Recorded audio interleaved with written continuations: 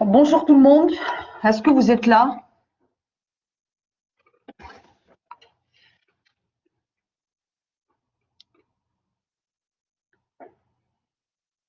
Bien, aujourd'hui nous allons terminer ce qu'on avait commencé la dernière fois concernant la vente en tant que contrat spécial, nommé, déterminé par le DOC. Et je vous ai dit que la vente en vertu de l'article 488 du DOC, puisque le législateur il précise dans cet article que la vente est parfaite. Bonjour professeur. Alors, je disais que la vente, en vertu de l'article 488 du DOC, puisque le législateur il a bien déterminé ce contrat de vente, nous sommes dans le contrat de vente. Et je vous ai dit que dans ce contrat de vente, il est assez particulier parce que la vente, elle est parfaite. Alors, je rappelle un peu ce qui s'est passé, ce qu'on avait dit la dernière fois concernant le contrat de vente en parlant de la chose qui doit être transférable. Et je vous ai dit que la chose, il faut qu'elle soit déterminée, il faut qu'elle soit légale, il ne faut pas qu'elle soit à l'extérieur du commerce. La chose en elle-même, elle obéit à des règles juridiques définies par le législateur. Donc, après la chose, aujourd'hui, nous allons voir le consentement. Le consentement n'est intéressant que par ses accidents, finalement, parce que le consentement en soi, on le comprend aisément, mais on peut le comprendre à travers ces accidents. Et les accidents, il ne faut pas regarder ça en tant que chose négative. Les accidents, ça veut dire quelles sont les conditions juridiques que doit revêtir un consentement en matière de vente, puisque nous sommes dans un contrat spécial. Le consentement, déjà, en vertu de l'article 2 du DOC, le consentement, il faut qu'il soit déjà exempt de tout vice. La dernière fois, je vous ai dit que la matière des contrats nommés ne constitue que le prolongement ou le support, si vous voulez, et le prolongement de la théorie générale des contrats. Donc déjà, les conditions classiques, si vous voulez, du consentement, elles sont requises, à savoir la capacité, la cause, l'objet et la capacité, la cause, l'objet et le consentement. Donc déjà déjà ces conditions, elles sont requises. Mais en plus, aujourd'hui, nous allons un peu plus rentrer dans le contact, si vous voulez, directement dans le contrat de vente, et on va comprendre en quoi le contrat de vente est assez particulier, notamment au niveau du consentement. Pourquoi le consentement est-il important en matière de contrat de vente? Eh bien, le consentement, déjà, l'article 488 du DOC précise que la vente est parfaite. Et la dernière fois, je vous ai dit que cette perfection, elle a aussi ses implications. Le législateur ne s'est pas contenté de dire la vente consiste à dire que entre les parties que le droit à l'acheteur à l'égard du vendeur dès qu'il convienne sur une chose, le prix et tous les autres éléments du contrat. Non, il a rajouté le terme parfait. Le qualificatif de la perfection obéit aussi à des conditions juridiques. Pourquoi le législateur a dit que la vente est parfaite? Eh bien, parfaite déjà, c'est le consentement, mais un consentement parfait. Le consentement parfait, ça veut dire que, en plus, si vous voulez, des qualités qui sont exigées par son existence, à savoir l'absence de vice du consentement, le législateur, il cherche aujourd'hui, en fonction de la qualité des parties, à protéger, encore une fois, les parties. Donc il y a un problème de protection. En plus, si vous voulez, des règles classiques qui existent par l'article 2 du DOC. Donc cette protection de la qualité des contractants, elle est très importante en matière de vente. Pourquoi? Parce que le législateur, il va chercher à assurer, si vous voulez, une protection plus forte que la volonté des parties.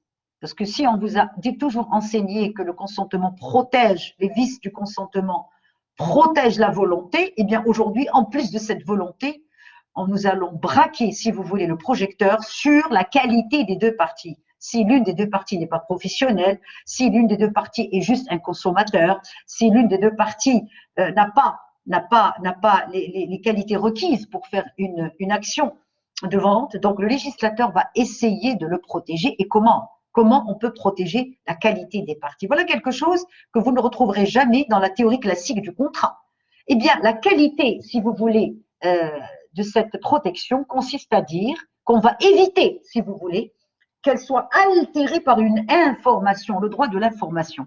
Une information, il ne faut pas que cette information soit imparfaite. Il ne faut pas que cette information soit altérée, par exemple, par des éléments qui risquent de précipiter la conclusion du contrat. Donc, nous sommes dans le droit à l'information. D'accord?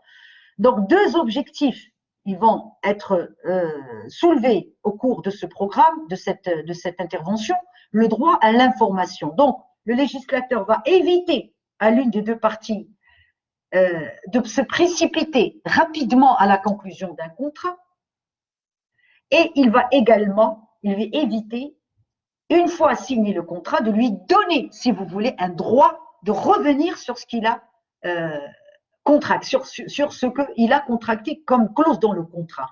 Donc, il y a ce qu'on appelle l'information, il y a la réflexion et il y a aussi le droit de rétraction, le droit de repentir. Donc, voilà des termes qui existent et qui ne peuvent exister que lorsque je suis en face d'un contrat nommé, un contrat déterminé. Donc, deux objectifs sont poursuivis, si vous voulez, dans le terme de la perfection en vertu de l'article 488, c'est assurer dans un premier temps un consentement éclairé.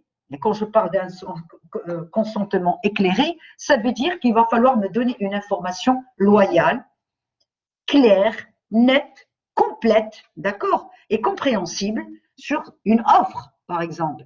Rappelez-vous, vous avez déjà étudié l'offre et on vous a déjà enseigné que l'offre, il faut qu'elle soit claire, nette, sans équivoque. Eh bien, nous sommes à ce niveau de raisonnement. Il faut que cette offre que vous allez me faire pour me vendre un bien immobilier, il faut que moi, je sois au courant de tous les éléments concernant cette offre, donc par l'information. Le deuxième objectif également qui est assuré par le législateur pour protéger la qualité des parties, c'est vous allez me donner le temps pour mûrir mon consentement, le mûrissement du consentement. Le mûrissement du consentement en me donnant par exemple la possibilité à une réflexion, laquelle cette réflexion va me permettre soit de revenir, droit de la rétraction, soit carrément, même après la vente, le droit à l'erreur. Donc voilà les objectifs que le législateur cherche justement à assurer concernant le contrat de vente. Alors, l'information, en principe, nous savons tous que chacun a le droit de veiller à ses propres intérêts. Et donc, il se renseigne lui-même avant de contracter. Bien sûr, en faisant usage, comme a dit Portalis, de sa propre raison et donc de faire attention et de chercher. Ça veut dire qu'on va pas, vous n'allez pas rester les bras croisés en vous disant de toute façon, moi, c'est à lui de me donner cette information. Donc déjà, a priori, c'est à vous d'aller vers l'information. Et d'ailleurs, on le dit même à nos étudiants quand ils font de la recherche, plus tard quand ils font des masters et quand ils font des doctorats, on leur dit c'est à vous d'aller vers l'information, n'attendez pas que l'information arrive à vous. Donc c'est à vous d'aller chercher, c'est à vous donc d'aller de faire usage de votre propre raisonnement. Donc le problème, donc le principe, c'est le devoir de s'informer. Donc l'acheteur doit être curieux et se montrer curieux concernant le bien qu'il va acquérir. Cette obligation de l'information dans le DOC n'existe pas chez nous au Maroc. Ça veut dire que le législateur marocain n'a pas précisé cette obligation d'information, contrairement au législateur français. Le législateur français, dans le Code civil de 1602, l'article 1602, estime qu'il faut que le vendeur est tenu, attention, est tenu, voilà comment s'était rédigé l'article, le vendeur est tenu d'expliquer ce à quoi il est tenu, donc et ce à quoi il s'oblige. Ça, c'est la position du droit français.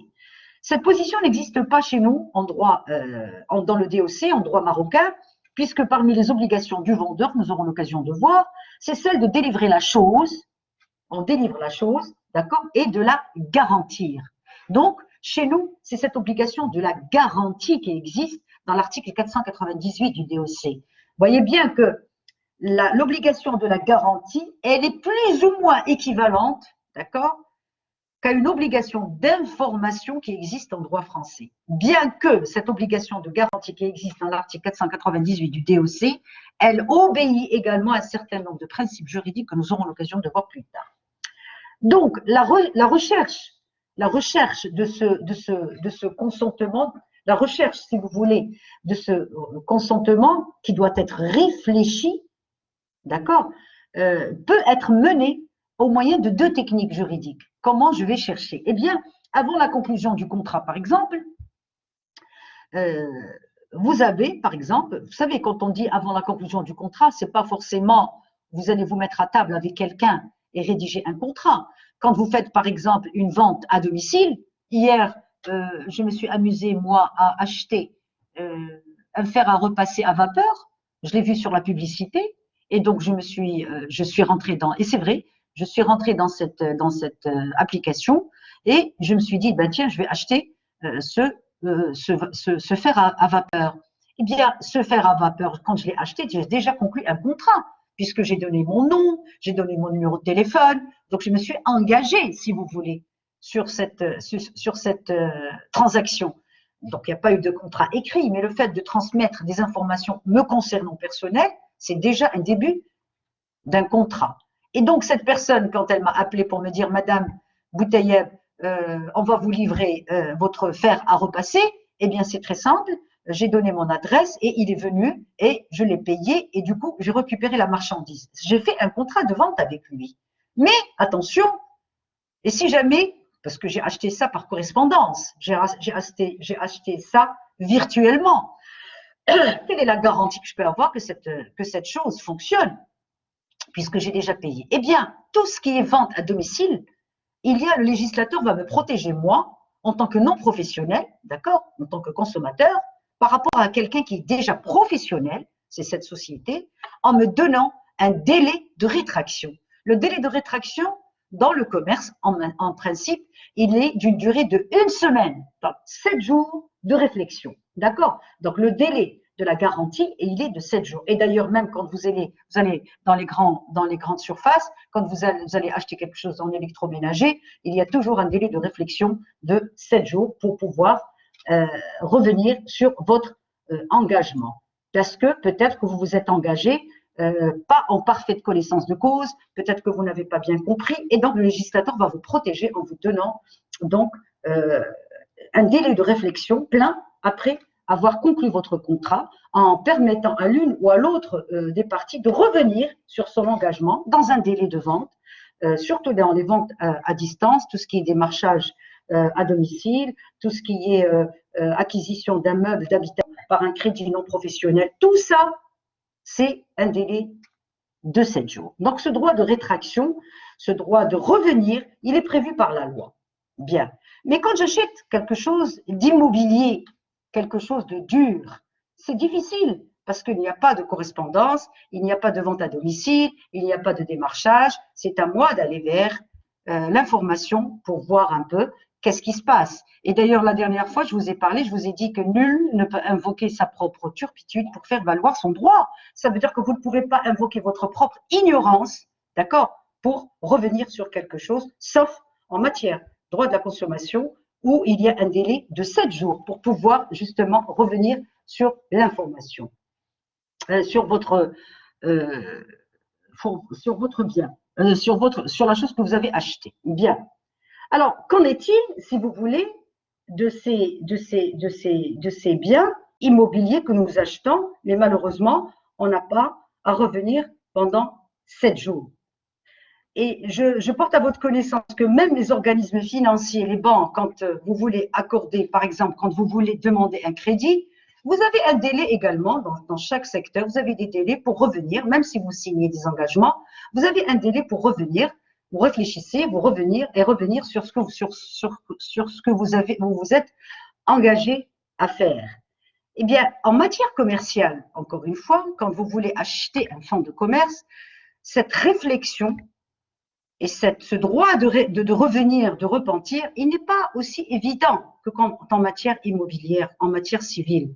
Pourquoi? Parce qu'en principe, on estime que c'est à vous d'aller chercher ce fonds de commerce. C'est à vous de savoir est-ce que ce fonds de commerce, il est grevé d'une dette? Est-ce que ce fonds de commerce, il est nanti? Est-ce que ce fonds de commerce, la franchise qu'il y a peut-être dans ce fonds de commerce qui vous a permis d'avoir une clientèle sûre et certaine et obligatoire n'existe plus parce que cette franchise n'existe plus. Donc, c'est à vous d'aller chercher cette information. Le juge, des fois, et nous aurons l'occasion de voir ça un peu plus en détail, le juge commercial, des fois, il ne vous pardonne pas facilement cette erreur, puisqu'on estime que si vous vous êtes engagé à acheter un fonds de commerce, c'est parce que vous avez déjà la casquette du commerçant. Mais par contre, celui qui vous vend n'est pas obligé d'être un commerçant. Vous pouvez hériter d'un fonds de commerce alors que vous êtes un étudiant, par exemple, ou moi je suis professeur, j'hérite un fonds de commerce de mon père, je n'ai pas le droit d'avoir la casquette du commerçant et du professeur. Donc, j'ai envie de le vendre. Donc, je peux le vendre. Mais celui qui va m'acheter ce fonds de commerce, c'est un commerçant. Il faut absolument qu'il soit enregistré au registre du commerce parce qu'il va faire des actes de commerce dans le fonds de commerce. Et du coup, qu'est-ce qu'il va faire? C'est à lui d'aller voir dans le RC, d'aller voir un peu qu'est-ce qui se passe dans les banques pour voir est-ce que ce fonds de commerce, il est, si vous voulez, viable. Parce que n'oubliez pas que la cession d'un fonds de commerce est un contrat, encore une fois, déterminé, spécial, nommé. Il obéit à un régime juridique assez particulier. Donc, à ce niveau de raisonnement juridique, si toutefois il vous arrive de trouver dans ce fonds de commerce une anomalie, une pathologie, d'accord, dans le fonds de commerce, eh bien, le juge aura du mal à vous accorder le droit de l'erreur à l'erreur, parce qu'il part du principe que vous êtes un professionnel, un commerçant, donc vous êtes censé faire vos recherches pour voir un peu ce qui se passe. Par contre, si moi j'achète un fonds de commerce et je vais me reconvertir en commerçant, il va peut-être être beaucoup plus tolérant à mon niveau, à mon égard, qu'à votre égard, parce que vous êtes dans le commerce et pas moi.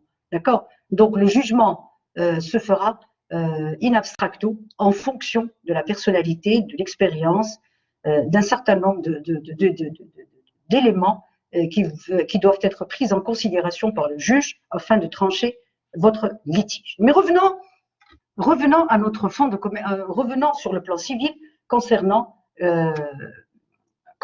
donc la vente d'un bien immobilier. Donc, le consentement, il faut absolument qu'il soit parfait.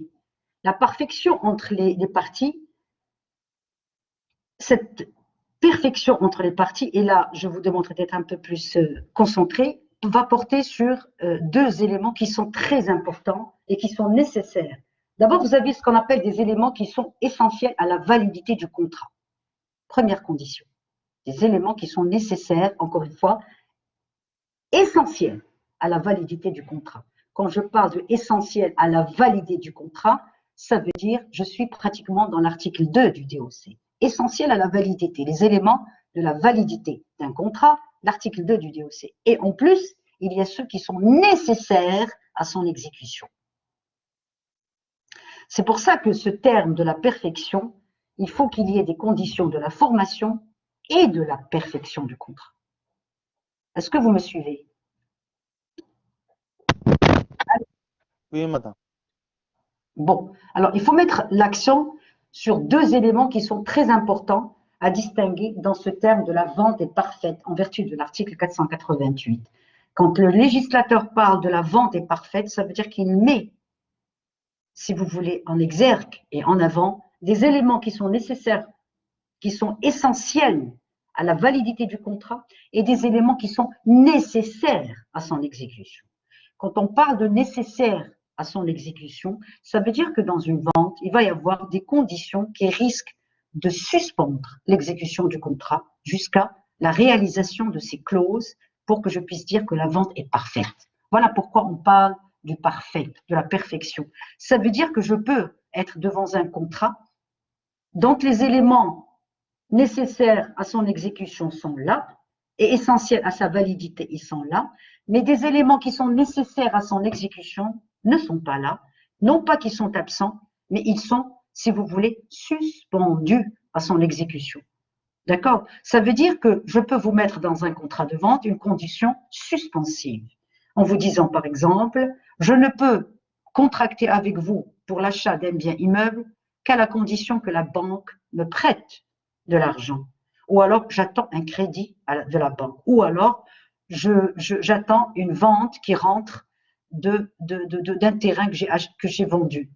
Attention, le législateur, par le terme de la perfection, concernant les éléments qui sont nécessaires à son exécution, exclut tout ce qui est clause, ce que nous allons dire, ce que nous appelons des clauses potestatives. Ça veut dire quoi, potestatives? Ça veut dire des clauses qui vont ne dépendre que de votre propre volonté.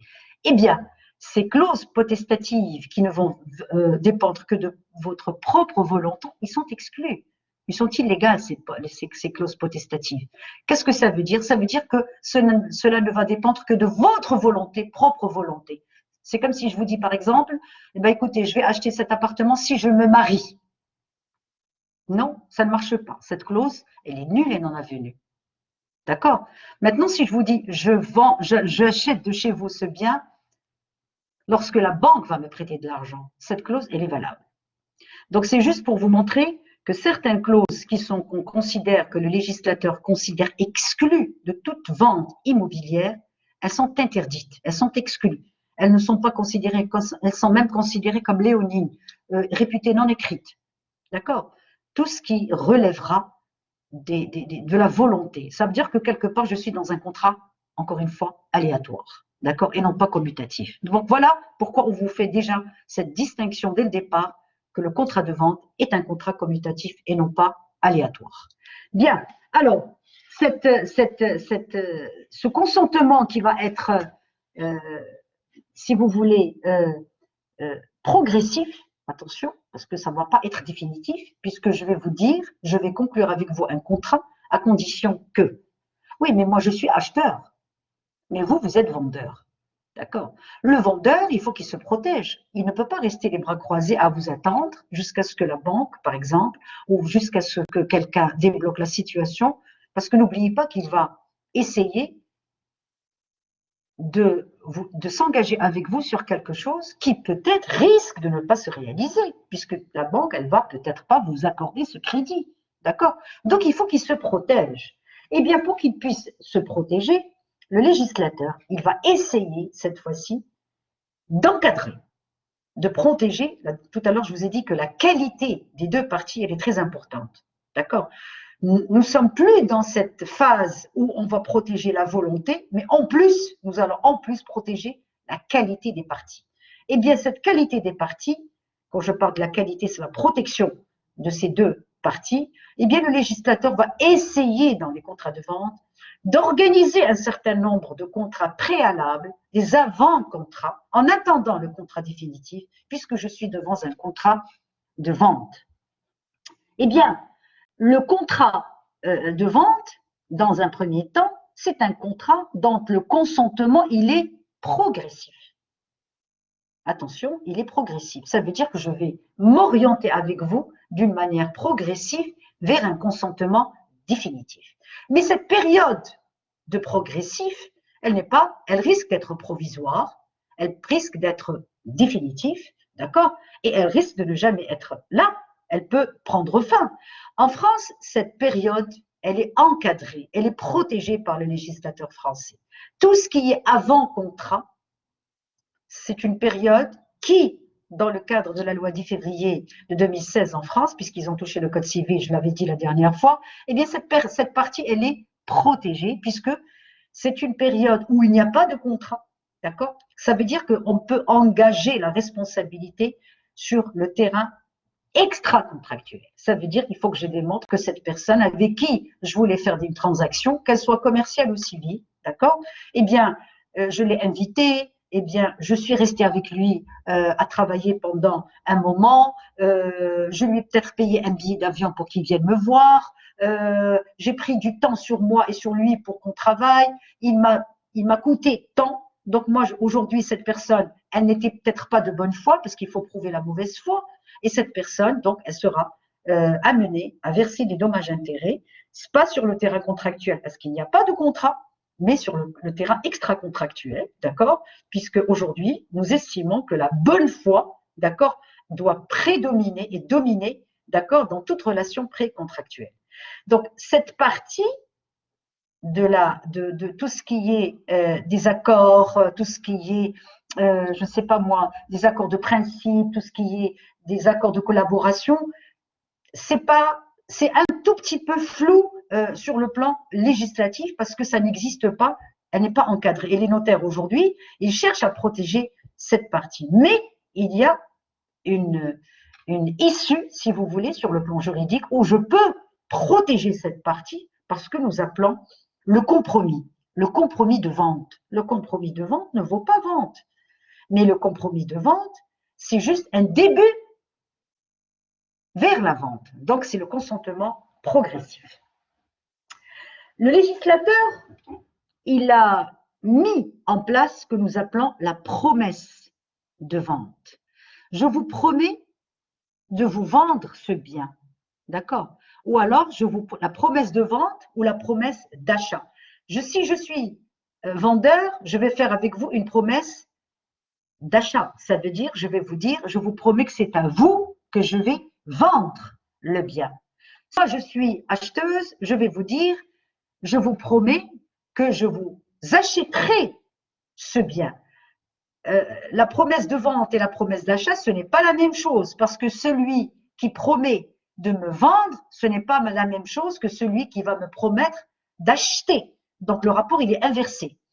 Alors, quand je fais une promesse d'achat, d'accord, ça veut dire que je vais vous dire, c'est à vous que je vais vendre tel ou tel bien. Mais si je vous fais cette promesse, ça veut dire que si jamais je trouve quelqu'un qui va me donner mieux que ce que vous êtes en train de me proposer, j'ai le droit d'aller vers cette personne. Alors que si moi je vous demande, je vais vous dire, je vous promets de vous acheter ce bien, ça veut dire que la personne qui a ce bien n'a plus le droit d'aller vers d'autres personnes. Voilà où se situe, si vous voulez, la différence. Mais cette différence, elle n'est pas si claire que ça, puisqu'il va falloir la matérialiser par un certain nombre d'opérations juridiques. Je ne peux pas vous dire comme ça, en plein air, écoutez, le jour, écoutez, votre bien, il m'intéresse, je vais vous l'acheter et je vous promets que je vais vous l'acheter. Oui, mais moi, en tant que vendeur, il me faut des garanties. Il faut que je sache qu'effectivement, vous êtes sérieux, que vous allez vraiment m'acheter ce bien. Parce que moi, peut-être qu'entre-temps, j'aurai des occasions et je ne pourrai pas immobiliser mon bien uniquement en votre faveur, sachant que je n'ai rien en contrepartie qui va me donner satisfaction pour que je garde ce bien, hypothéquer ce bien entre mes mains en attendant que vous vous décidiez. Ce n'est pas comme ça que ça se passe. Eh bien, le législateur, il prévoit ce qu'on appelle la promesse unilatérale. La promesse unilatérale et la promesse bilatérale. Alors, ce sont des promesses, d'abord ce sont des promesses. Et vous savez que la promesse unilatérale et la promesse sylagmatique ou bilatérale, c'est beaucoup plus la promesse unilatérale qui pose problème, puisque si je suis devant la promesse bilatérale, je suis dans un contrat sylagmatique. Ça veut dire que je vous promets de vous acheter et je vous promets de vous vendre. Le problème ne se pose pas à ce niveau. Le régime juridique de la promesse bilatérale, nous aurons l'occasion de voir, ne pose pas de problème. Ce qui pose le problème, en revanche, c'est le problème de la promesse unilatérale. Pourquoi elle pose un problème? Parce que d'abord, la promesse unilatérale de vente, c'est que moi, je vais vous dire, je vous promets de vous acheter ce bien. Mais en contrepartie, je vais déposer quelque chose entre vos mains, d'accord? Une indemnité que nous appelons une indemnité d'immobilisation qui va vous être acquise et restera acquise au vendeur si jamais je ne lève pas l'option. Alors, de quoi il s'agit exactement? Ça veut dire que c'est comme si je vous dis, La promesse unilatérale, c'est comme si je vous fais une offre. Attention, si je vous fais une offre, mais l'offre, ce n'est pas la promesse unilatérale. Pourquoi? Parce que si je vous fais une offre et que la personne décède, cette offre n'est plus valable. Elle est caduque. Si par exemple je fais une offre d'emploi dans un journal, par exemple, je vous dis que toute personne voulant travailler doit se présenter à tel jour, à tel endroit. Mais cette personne qui avait fait cette offre, le promettant, je suis promettante et vous, vous êtes bénéficiaire, décède. Ben, si le promettant décède, l'offre n'est plus valable, elle est caduque. On est bien d'accord. Donc, l'offre, ce n'est pas la promesse unilatérale. La promesse unilatérale, c'est lorsque le promettant s'engage vis-à-vis du bénéficiaire, d'accord, à lui vendre quelque chose, et que le bénéficiaire, pour lui prouver sa bonne foi, doit mettre quelque chose entre les mains de ce promettant pour qu'il puisse dire que je suis vraiment engagé avec cette personne. Donc, généralement, la promesse unilatérale, ce n'est pas, il faut d'abord faire la distinction, ce n'est pas une obligation unilatérale.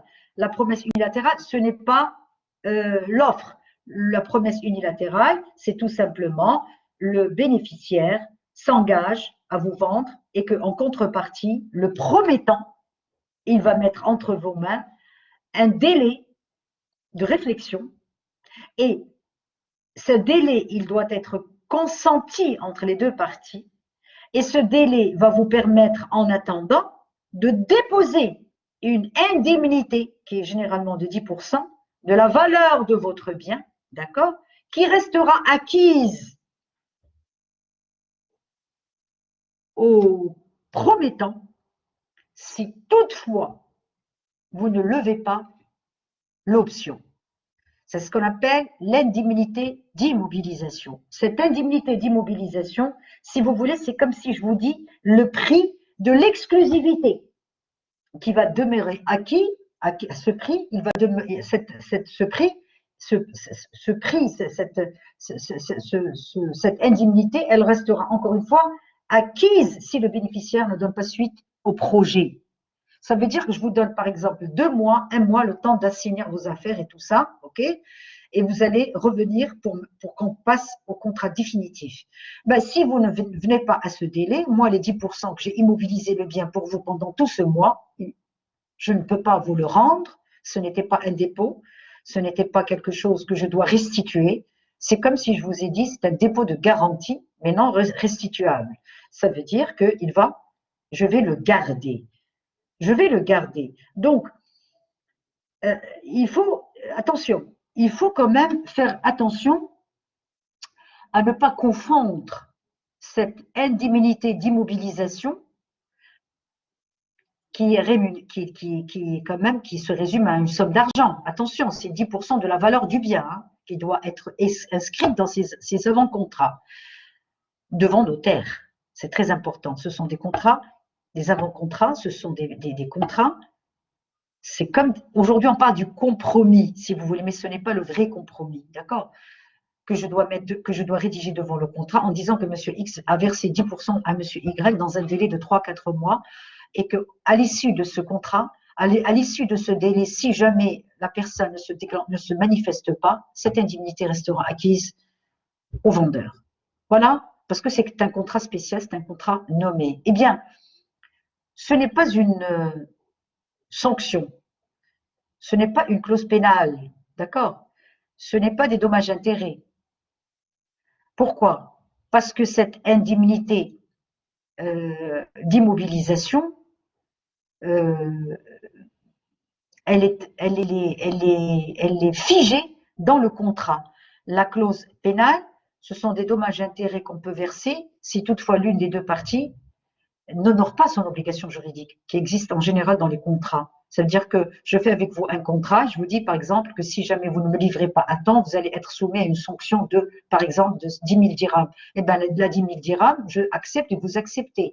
Ou alors, je vais vous dire, si moi je ne m'engage pas avec vous, si je m'engage avec vous et je ne fais pas mon travail comme il se doit, je dois vous verser 10 000 dirhams et j'accepte. Donc, c'est ça les clauses pénales. Ce ne sont pas des clauses pénales parce que la clause pénale, généralement, elle échappe au pouvoir du juge, sauf si effectivement le DOC le prévoit lorsqu'ils sont quand même d'une certaine d'un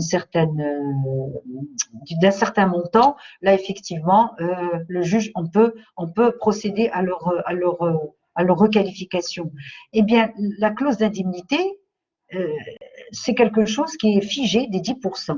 Maintenant, si moi je fais par exemple, au lieu de faire 10%, le minimum 10%, si je fais plus que 10%, je lui donne par exemple 50%, je suis sûre de moi que de lui verser la totalité, mais maintenant pour lui prouver ma bonne foi, je vais mettre 50% par exemple du montant du bien et que je ne lève pas l'option, parce que le fait de lever l'option, c'est très important, ça veut dire que je ne me décide pas à poursuivre le projet, eh bien, les 50% risquent d'être requalifiés par le juge comme étant une avance suffisamment substantielle du prix de la vente. C'est pour ça que le législateur, il a quand même limité à 10%. Comme ça, si toutefois, si jamais vous ne levez pas l'option, on peut la requalifier et c'est une qualification par le juge et elle relève donc de son pouvoir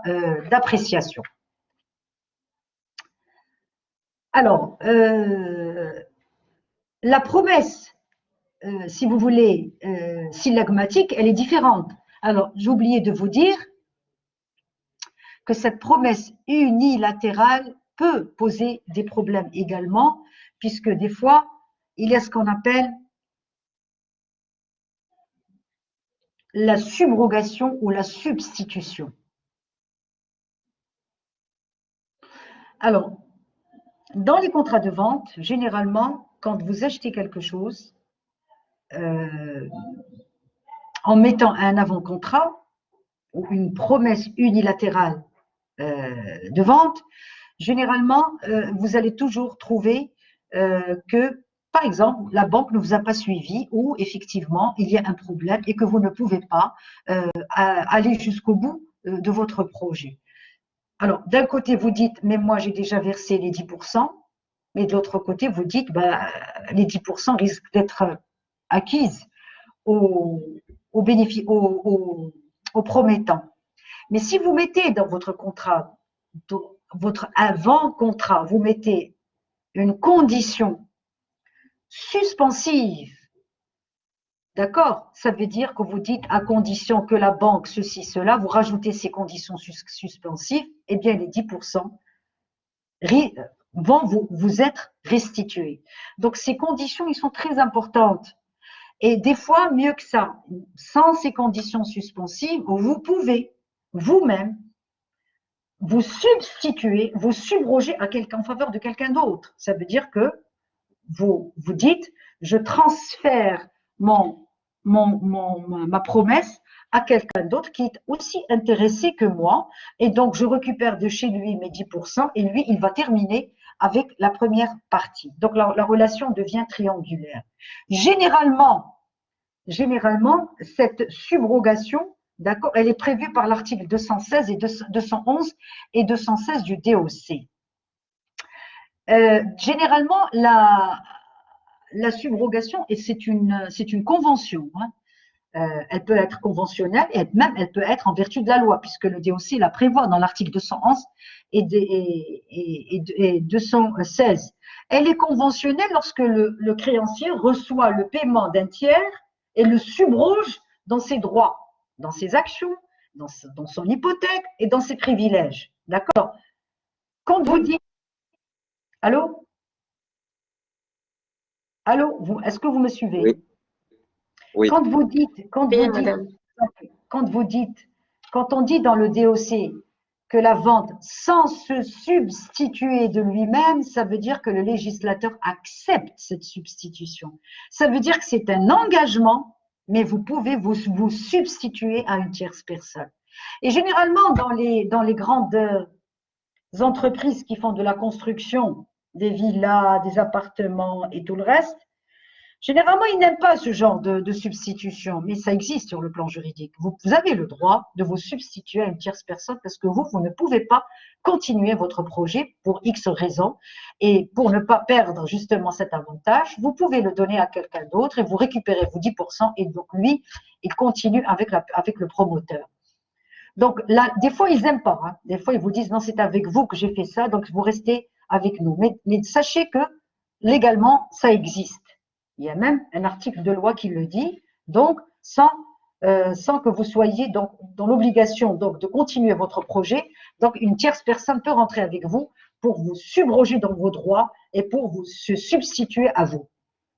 Donc, je vous invite à regarder les articles 217, 211 et 216 du DOC qui parlent justement de cette substitution. Donc, la promesse unilatérale, encore une fois, c'est un avant-contrat, ce n'est pas une simple offre, ce ne sont pas des accords de négociation, ce ne sont pas des accords de principe, d'accord? La promesse, c'est quand une partie s'engage à conclure la vente avec le promettant et l'autre partie accepte le principe de l'engagement sans s'obliger lui-même. Quand on parle de cette phrase de dire sans s'obliger de lui-même, ça veut dire qu'il peut se substituer, qu'il peut se subroger sur la conclusion d'une autre personne. Donc, je vous invite à regarder ces articles. La promesse, cette fois-ci bilatérale ou sylagmatique, elle est différente, cette promesse sylagmatique. La promesse sylagmatique, c'est un engagement, donc c'est bilatéral, réciproque entre les parties. Donc, les deux parties sont d'accord d'acheter et l'autre, il est d'accord pour vendre. Donc, c'est là où on parle du compromis de vente. Attention. C'est là où on dit qu'il y a compromis de vente. C'est là où on dit qu'effectivement, le compromis de vente vaut vente. Mais tout ce qui est avant ne valait pas vente, puisque tout ce qui est avant, il était conditionné par ce lever d'option, cette indemnité d'immobilisation, cette subrogation ou cette substitution. Vous voyez bien qu'il y a un certain nombre de mécanismes qui régissent ces avant-contrats, qui, encore une fois, lorsqu'ils sont prévus par le notaire, c'est juste une entrée dans un restaurant en attendant le plat principal. Maintenant, la promesse de vente, si on fait une métaphore, c'est tout simplement le plat principal. Donc, c'est la promesse, c'est un engagement qui constate effectivement que les parties s'engagent à vendre ou à acheter. Et généralement, dans les ventes immobilières, on fait ça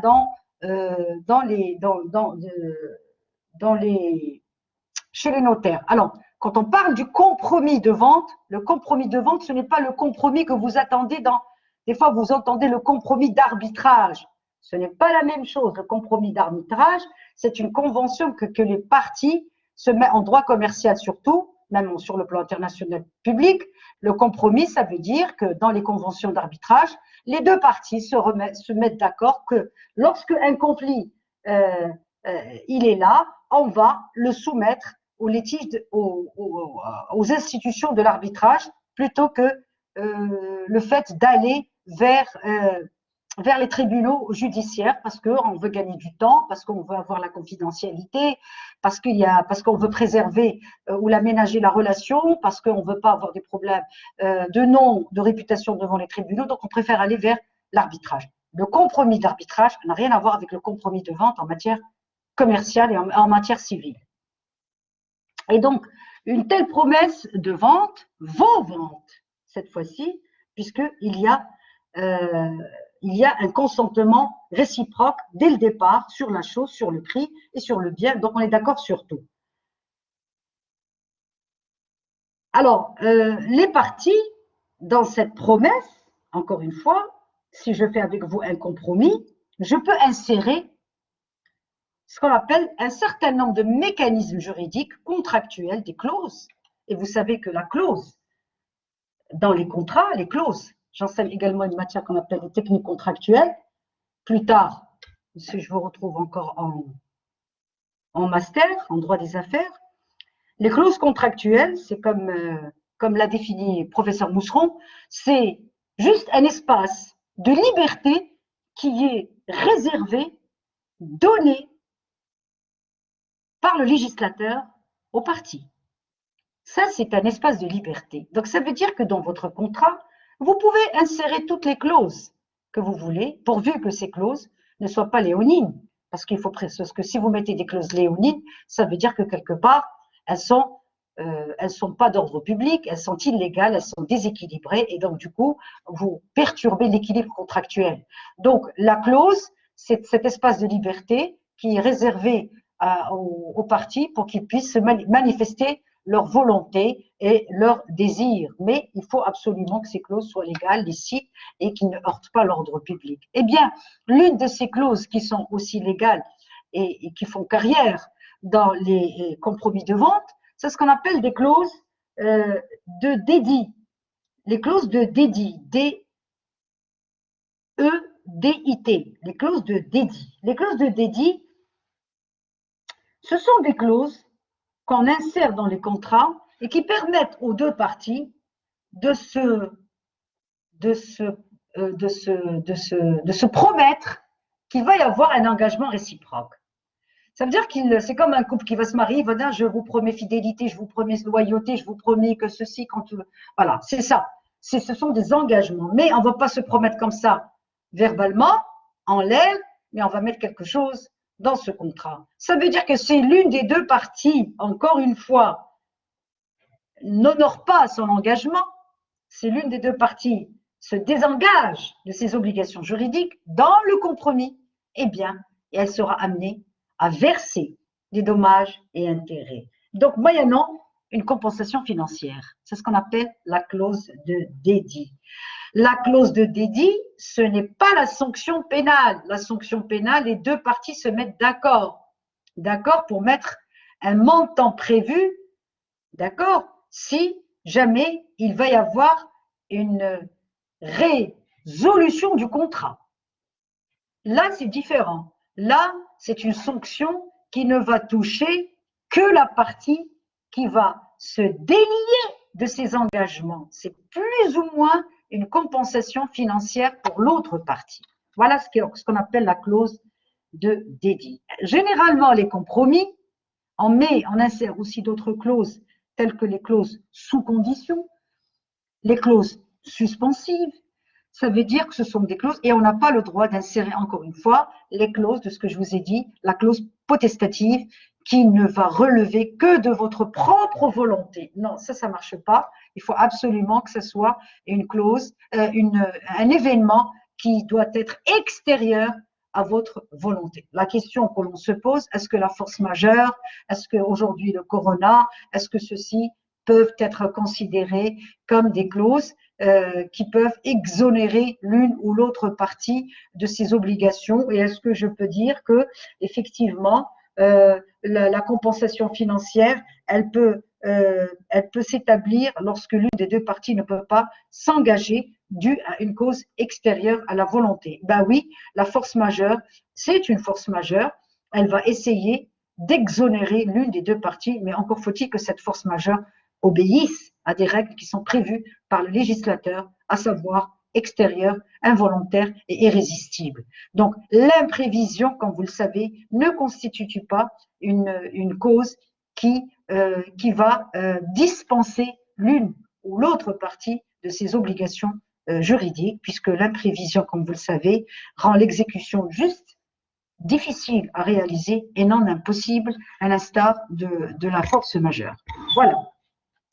Donc, voilà ce qui est dit pour la promesse sylagmatique par rapport à la promesse unilatérale. Donc, si dans la promesse unilatérale, il y a ce qu'on appelle la clause d'immobilisation, dans la promesse bilatérale, il y a ce qu'on appelle la clause qui peut être une réparation financière, une compensation financière qu'on nomme la clause de dédit. Alors, cette clause, elle échappe totalement à l'appréciation du juge, puisque c'est un engagement entre les deux parties et il n'y a pas de raison que le juge intervienne pour requalifier la clause de dédit, alors qu'il peut intervenir pour requalifier la clause d'immobilisation si toutefois cette clause, elle atteint des sommes importantes. Le problème qui va se poser dans ces ventes au niveau du consentement, encore une fois, puisque nous sommes dans le consentement, le problème qui va se poser, c'est au niveau du régime juridique, justement, de ces avant-contrats. Et le régime juridique de ces avant-contrats, le premier souci, c'est le souci de ces promesses unilatérales, puisque dans la promesse bilatérale, le régime juridique ne pose pas de difficulté en tant que car c'est une vente. C'est une vente. Donc, lorsque la vente, le compromis constitue une vente devant le notaire, donc le régime juridique, quand il n'y a pas de vente, il y a la clause de dédit, le problème c'est fini, donc il n'y a pas de souci. Mais là, en revanche, ce qui pose problème et qui soulève des difficultés au niveau de des conditions de validité, c'est le régime juridique des promesses unilatérales. Pourquoi? Parce que le problème va se poser en termes, si vous voulez, temporels. L'observation de cette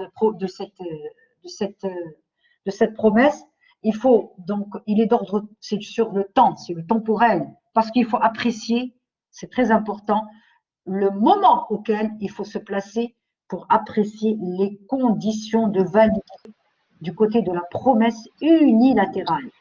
Est-ce que vous me suivez? Oui. Oui, madame. Alors, je vous ai dit que la promesse unilatérale ne pose pas de problème parce que c'est une vente devant le notaire, donc c'est un compromis. Si l'une des deux parties n'honore pas son engagement, l'autre partie va lui verser une indemnité. Le problème ne se pose pas à ce niveau. Le gros problème sur le plan juridique va se poser au niveau de la promesse unilatérale parce qu'il faut apprécier à quel moment je vous fais cette promesse unilatérale. Et donc, si je me mets du côté du promettant, moi, je vais acheter et l'autre, il va bénéficier, d'accord, de mon argent, de ma promesse, et donc, il va y avoir un problème du temps. Si je me trouve engagé du côté du promettant, pas du côté du bénéficiaire, ça veut dire le promettant, ça veut dire le vendeur, attention, c'est le vendeur. Le vendeur, il est engagé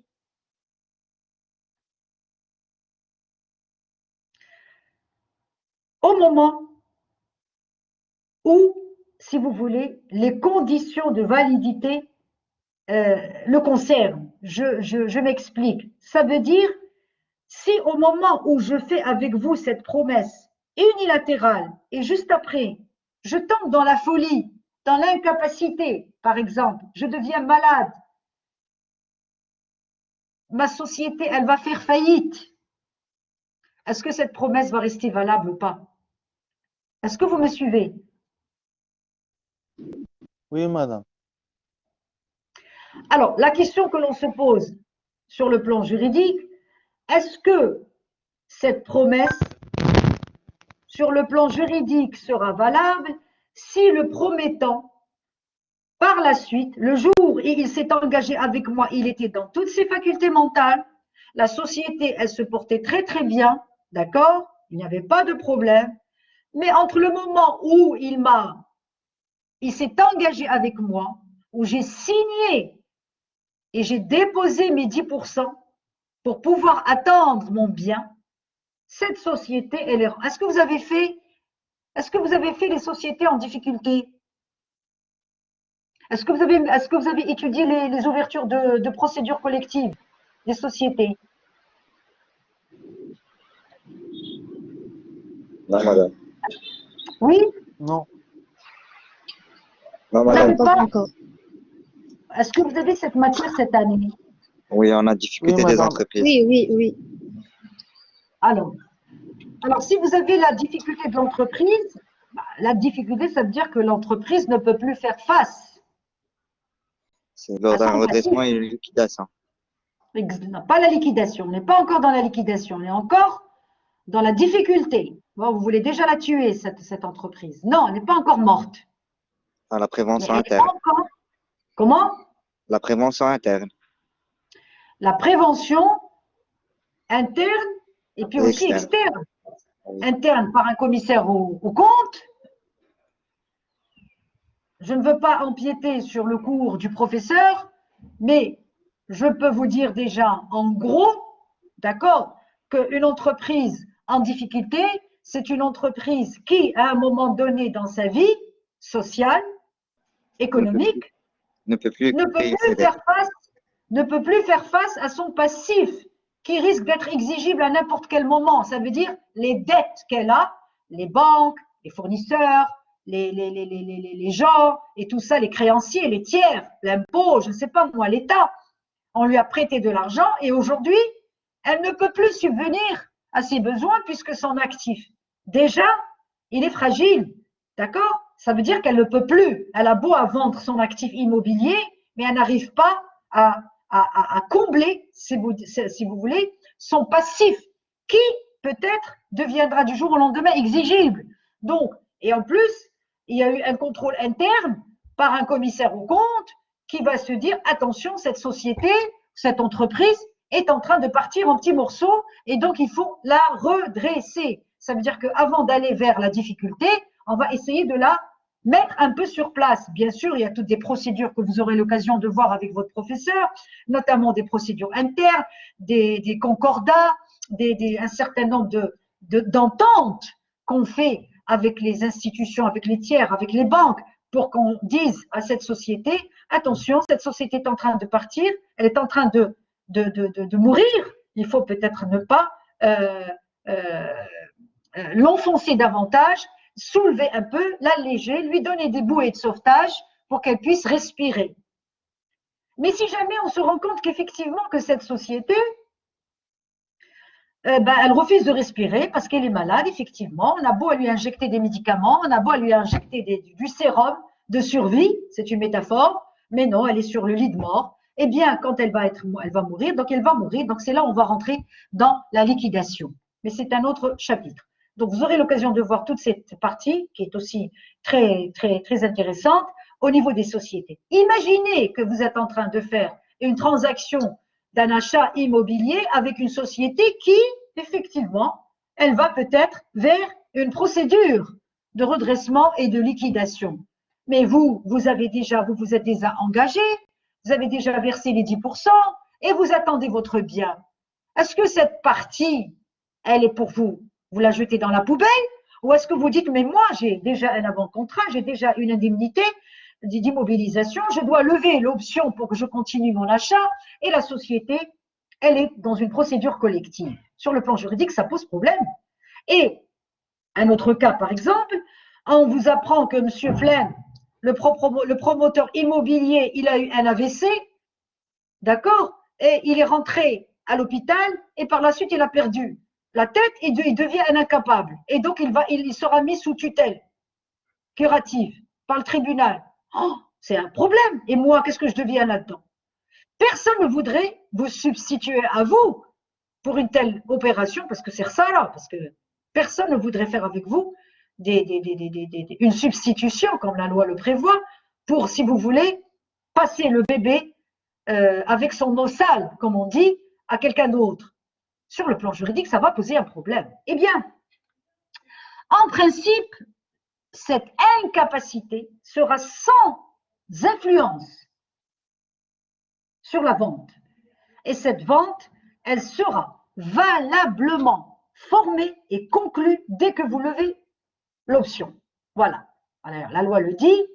Ça veut dire que s'il y a une procédure, s'il y a une incapacité, s'il y a un décès de la part du promettant, eh bien tout cela, il reste sans influence et votre vente continue à être valable. Ça veut dire que l'article 31 du DOC, ce sont les ayants cause. Ce n'est pas une offre. Tout à l'heure, je vous ai dit que la vente n'est pas la promesse unilatérale, ce n'est pas une offre. Parce que si ça l'était, en principe, tous ces événements qui risquent d'influencer sur le promettant, que ce soit un décès, une incapacité, n'importe quel événement, risquent de rendre caduque votre promesse unilatérale. Ce n'est pas le cas. Le législateur, dès le départ, il est précisé que la vente, ce n'est pas la promesse unilatérale, ce n'est pas une offre. Parce que l'offre, elle est caduque lorsque le promettant décède, lui arrive un problème, elle est caduque, elle est frappée d'une caducité totale, alors que la promesse unilatérale, elle n'est pas caduque, puisque ce sont les ayants cause qui vont prendre la relève. Et cela, en vertu de l'article 31 du DOC, que dit l'article? La mort ou l'incapacité de celui qui a fait une offre lorsqu'elle survient. Regardez, on utilise quand même le terme offre, mais on précise cette offre lorsqu'elle survient après le départ de la proposition n'empêche point la perfection du contrat. Lorsque celui auquel elle est adressée l'a accepté avant de connaître la mort ou l'incapacité du proposant. Voyez bien que cet article, il est très, très, très clair et net. Ça veut dire que moi, cet événement qui est arrivé, il est arrivé avant ou après, mais c'est après qu'il est arrivé. Ça veut dire qu'avant, il avait déjà accepté.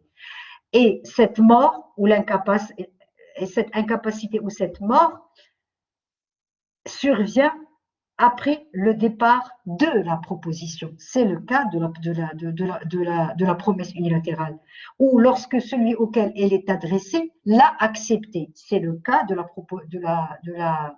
promesse unilatérale.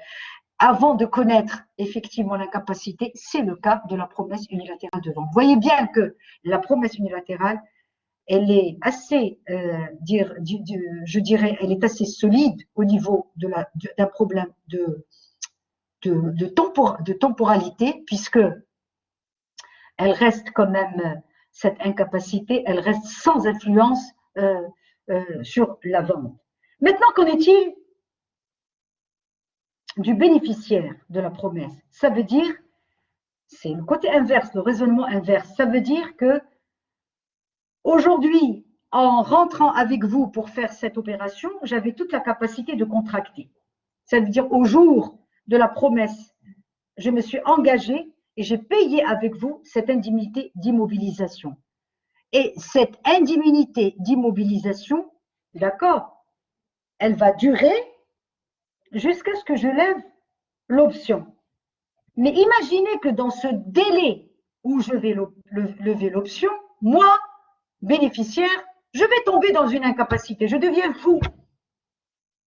Quelle est la nature juridique de la situation? Ça veut dire, est-ce que je dois dire qu'il est tombé dans la folie durant le délai où il doit lever l'option, mais malheureusement, cette promesse unilatérale n'est plus valable?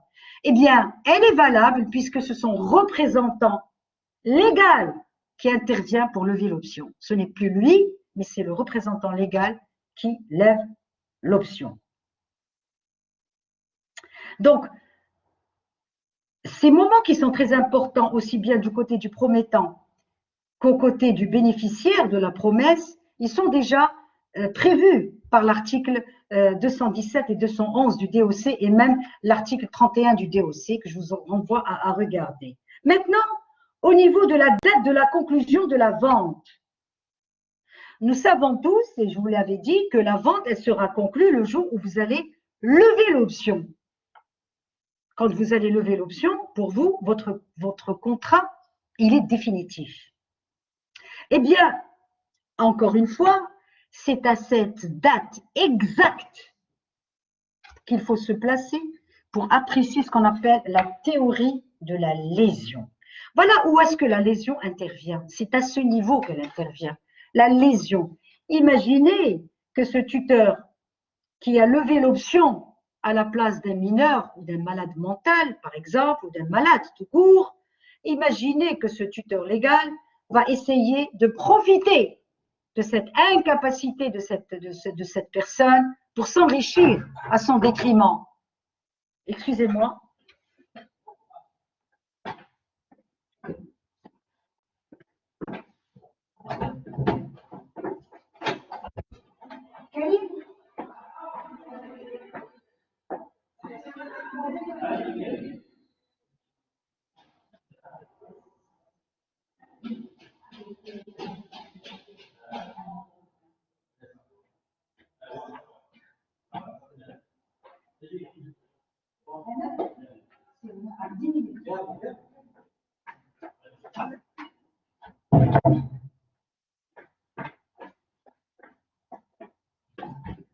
Désolée. Alors, je disais que c'est au moment de la date de la conclusion, donc il faut apprécier le principe de la lésion. C'est très important cette lésion, c'est là où elle intervient le plus en matière de vente et quand il s'agit justement du côté du bénéficiaire de la promesse, lorsque le bénéficiaire ne peut pas lever l'option parce que justement il est tombé dans un état d'incapacité totale, de sorte que c'est son tuteur légal qui est désigné, qui doit se substituer à lui, la substitution ou la subrogation si vous voulez, pour lever l'option. Donc, c'est à cette date qu'il faut se placer pour apprécier le problème de la lésion. La lésion, c'est toute différence, encore une fois, de plus de 1/3 entre le prix qui est porté au contrat et la valeur effective de la chose. Voilà la définition de la lésion. Donc, c'est le plus du 1/3. En France, on est dans le 7/12e. Hein. Au Maroc, nous sommes dans les 4/12e et en France, on est dans les 7/12e. Alors, la lésion, si vous regardez un peu les articles 55 et 56 du DOC, la lésion ne donne ouverture à la récision à moins qu'elle ne soit causée par dol et aussi d'abord il y a le dol et aussi l'incapacité. Donc, ce sont ces deux conditions qui font que si en plus il y a incapacité et dol, elle peut même donner lieu à des dommages et intérêts.